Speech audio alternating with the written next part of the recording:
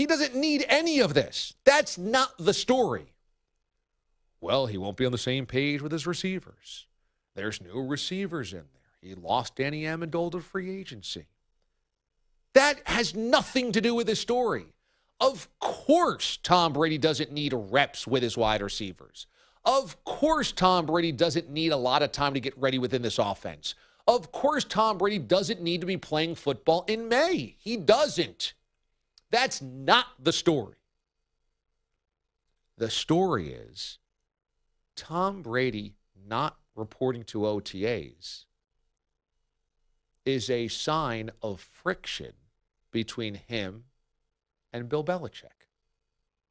19 years into his career, a 5-time champion, an 8-time Super Bowl attendee, a first ballot Hall of Famer, and perhaps the greatest quarterback ever.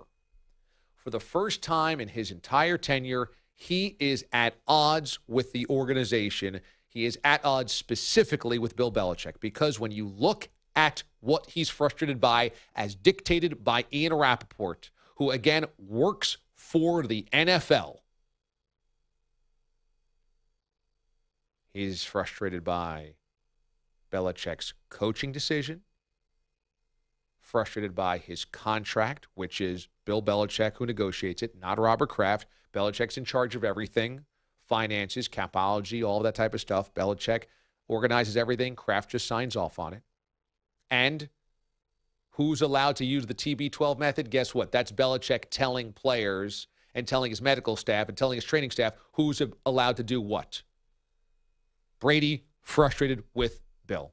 And this is why I keep going back to this.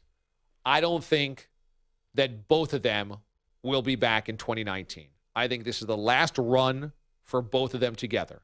One of them might be back next year, but I think this is the last run of them together. I think this has come to a head.